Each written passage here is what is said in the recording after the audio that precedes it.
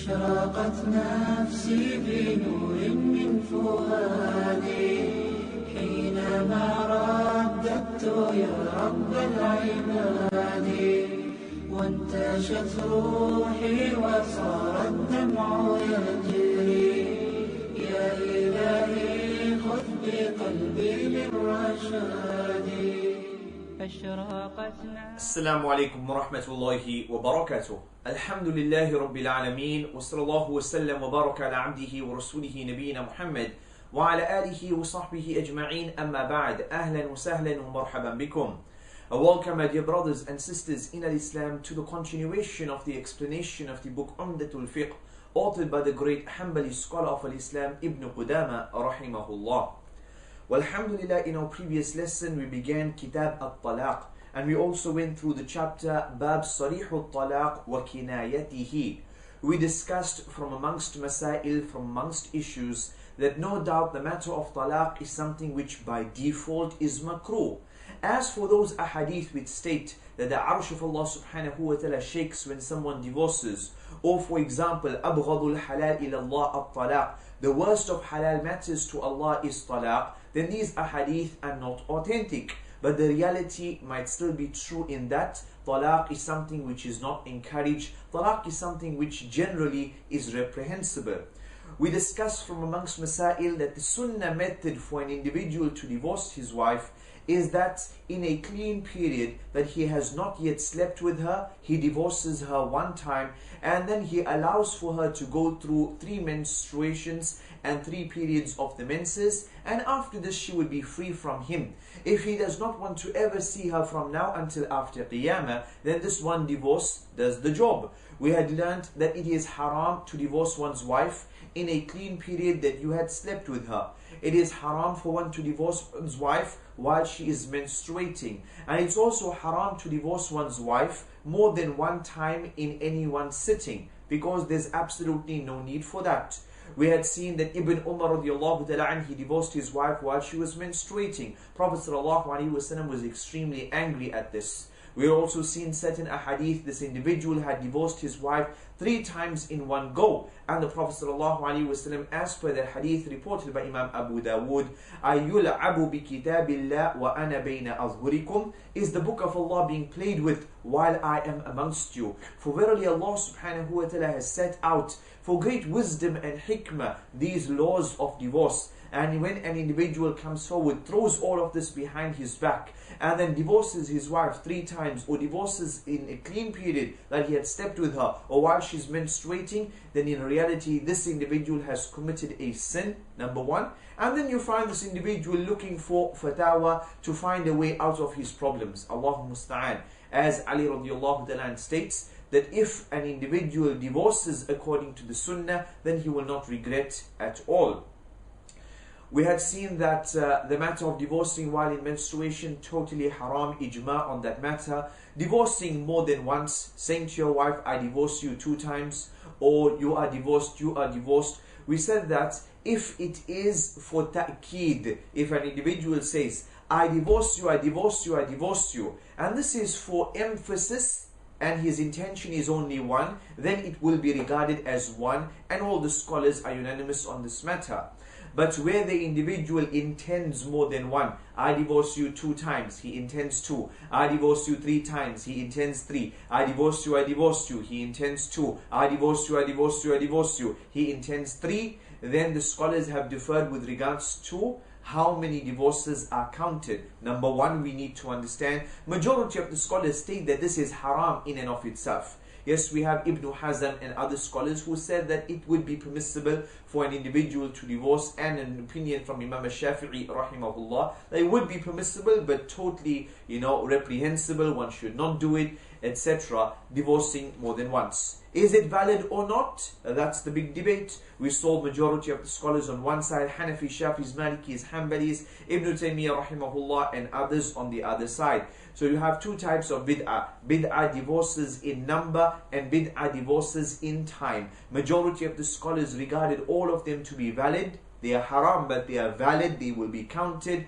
As for Ibn Taymiyyah and others, they state that it's a bid'ah and it's not counted at all. We're also seeing the opinion of Shaykh bin Baz rahimahullah, where he differentiated between the statement, I divorce you, I divorce you, I divorce you. Here he states it will be regarded as 3, and where an individual says, I divorce you 3 times in one wording, with this one word, then Shaykh bin Baz rahimahullah states, here I will count it as 1 divorce. And this opinion carries a lot of weight. The opinion that stating 3 divorces in one word equals 1 is an opinion which carries a lot of weight.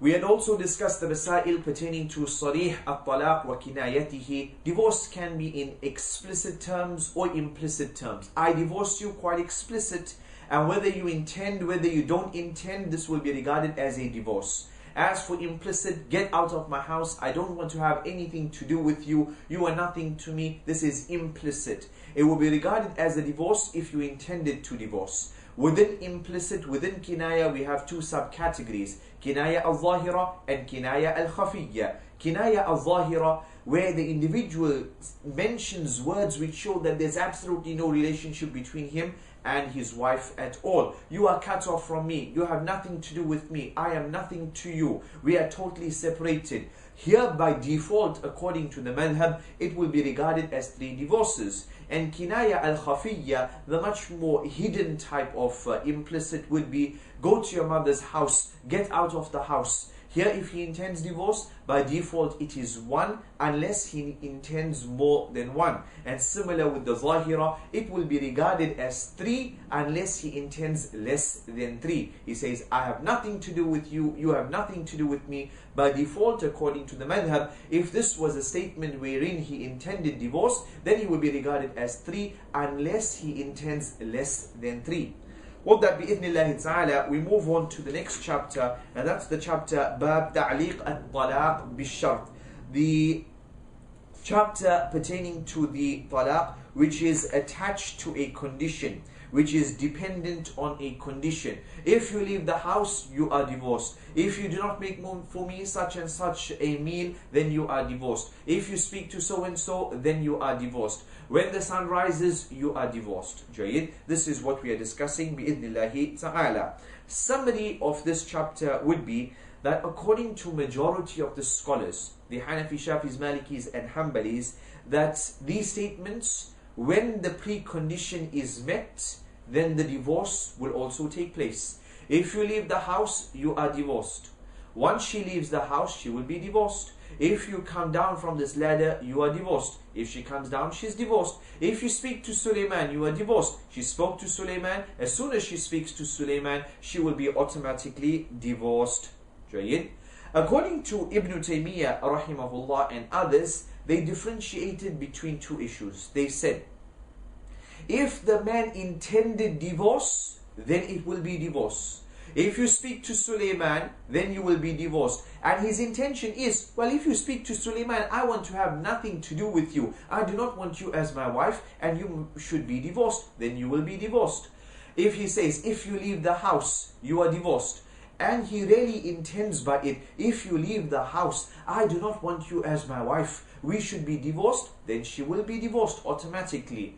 But if his intention is to encourage her to do something or to prevent her from doing something, he's using the divorce as a tool to encourage or to prevent her from doing something, then Ibn Taymiyyah rahimahullah and others state this will be regarded as a yameen, as an oath. Example, if you leave the house, then you are divorced. And his reasoning behind using the statement is, he doesn't want his wife to go to the neighbor's house now. He doesn't want his wife to leave the house. She's very angry. They had an argument. He wants her to remain in the house. He doesn't want to divorce her, but he wants to use this as a tool to prevent her from leaving the house. He hopes by saying this, she will not leave the house. Then here Ibn Taymiyyah states, if she walks out of the house, then we ask the brother, did you intend divorce? Do you want a divorce? He says, no, I just wanted to prevent her from leaving the house. Well, then this will be regarded as an oath. And now she's broken, she's gone out, and this oath has been broken. And so the penalty for breaking an oath would take place and will have to be fulfilled. Another example would be, maybe an individual has a guest, and he says to the guest, you will eat this food, and if you don't eat this food, my wife is divorced from me. Subhanallah, what did this man's wife do? She did absolutely nothing. But here, as we can see, this is to encourage the guest to eat the food. And so the guest will now be obliged to continue eating the food. Otherwise, the host's wife would be divorced. And we ask the host, do you really want to divorce your wife? He says, no, but I want to encourage this man to eat my food. And so we state this follows the rules of Yameen, the oath. And if the man did not eat the food, then the oath would have been broken, and so one has to pay the penalty for breaking the oath. So as we see, Ibn Taymiyyah rahimahullah and those who followed him this mas'ala, and this is a very strong opinion, they divided between two issues. If the man really intends divorce, you don't eat this food, my wife is divorced because the food might not be good, etc. That's why you don't want to eat, I don't want her as a wife. And so then she really would be divorced. But if the man means by this encouragement or prevention, then he will follow the rules of Yameen, of an oath. And if she went ahead and she did such and such, then the oath would be broken, and the man has to pay the penalty for this oath which has been broken. And that's the opinion of Ibn Taymiyyah rahimahullah and others who follow. Take note, ya ikhwan wal akhawat. These are the issues that we've just discussed, whether it's regarded as a divorce or not. As for the statement, my wife is divorced if you don't eat the food, etc., etc., then these are statements which an individual should absolutely not say. These are statements which should not come upon the tongue. We're discussing, well, if it happened, what happens? But as for the beginning on the outset, then one should not use statements like this at all. Divorce is not a light matter, and we do not joke around and play around with the matters of divorce. So the author begins and he states, يصح تعليق الطلاق والعتاق بشرط بعد النكاح والملك. It is permissible to make the talaq of a wife and the emancipation of a slave dependent on a precondition after the marriage or the acquisition or ownership of the slave. But it is not valid beforehand. ولا يصح قبله. So the author states, putting this condition, with regards to a divorce, if you leave the house, then you are divorced. If you say such and such, then you are divorced. Then this is valid when it comes to the matters of nikah, and when it comes to the matters of talaq, and when it comes to the matters of setting a slave free. So you say to the slave, if you do such and such, then you are free. If you bring me such and such, then you are free. They both apply. Now this applies if the slave belongs to you. This applies if she is your wife. If she is your neighbor's wife, then it doesn't work at all. That's why the author states, after the marriage, once you have made nikah with her, then only this can apply. فلو قال إن تزوجت فلانا فهي طالق أو وإن ملكتها فهي حرة فتزوجها أو ملكها لم تطلق أو تعتق. Whereas, if the man had to say, if I marry so and so, then she will be divorced by talaq. If I marry Sumayya, then she is divorced from me. Or if I purchase this slave, this female slave, as soon as I purchase her, then, she will be set free. If I acquire ownership of her, she will be set free. Neither the talaq nor the emancipation will take effect. Why? Because at the time of making this oath, she was not your wife. At the time of making this oath, she was not your slave woman, and so it would not apply at all. It only applies based upon that which you own, that which you have an authority over. And we know the hadith of the Messenger sallallahu alaihi wasallam, لا طلاق فيما لا يملك, that a person does not have the authority of talaq in that which he does not have authority over. And the hadith reported by Imam At-Tirmidhi. So you cannot just go onto the street and say to any female who's walking on the road there that you are divorced. Why? She's not your wife, so you cannot divorce her in the least bit. The author continues and he states, وَأَدَوَاتُ الشَّرْطِ, and the appropriate conditional particles are 6. Adawat al-shart in the Arabic language are 6. In, وَإِذَا, وَأَيْ, وَمَتَى, وَمَنْ, وَكُلَّمَا. They are if, and إِذَا, when such and such. And number 3, أي, whichever or whoever. Mata, whenever. Man, whoever. And kullama, every single time that such and such happens. So the author states they are 6. وليس فيها ما يقتضي التكرار إلا كلما.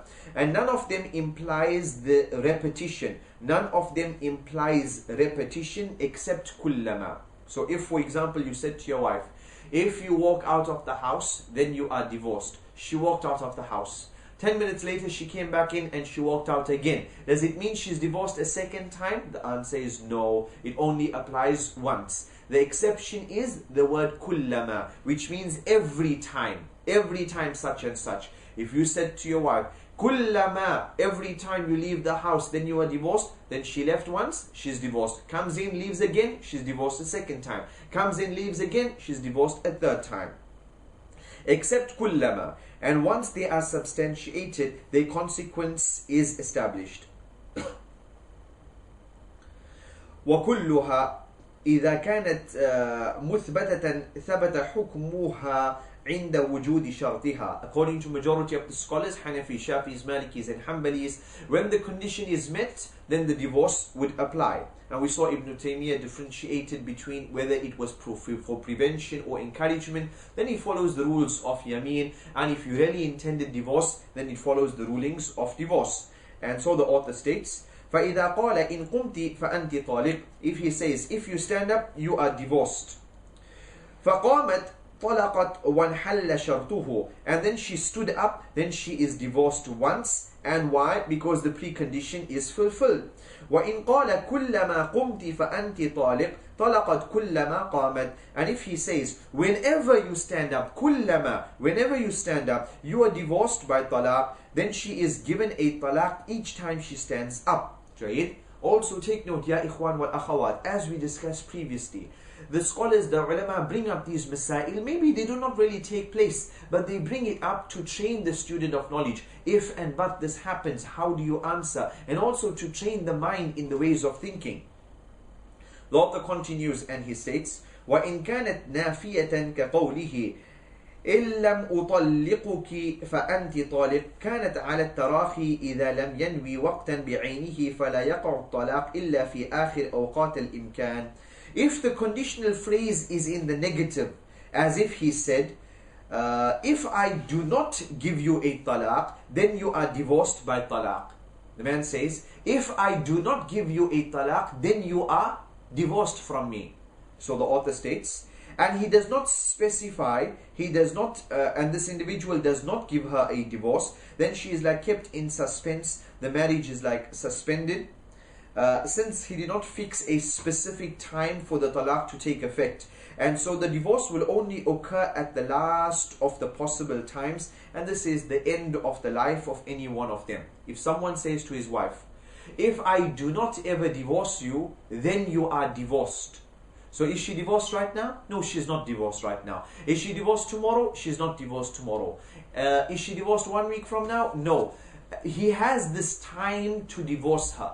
She will only be regarded as divorced when there's absolutely no time left. And when will there be no time left? No time will be left when he passes away. And so when he passes away, upon his passing away, then she would be divorced. I repeat, someone says to his wife, if I do not divorce you, then you are divorced. If I do not divorce you within half an hour, then you are divorced. Then obviously if he did not divorce her during the half an hour, then after 30 minutes she would be divorced. If I do not divorce you in 2 days, then you are divorced. After 2 days, if he did not divorce her, then she's automatically divorced. But if the man left it open, if I do not divorce you, then you are divorced. No time period, 5 years, 10 years, 20 years, and then he dies, then she is divorced, because we wait for the maximum period of time to give him that opportunity to divorce. Not that we want it, but in the fulfillment of that oath. And also we know the Messenger ﷺ states, and that's why Ibn Taymiyyah rahimahullah's opinion has placed here, that if you took an oath in something and you found another way to be better, then sort out the kafara, the penalty, and go to that which is better.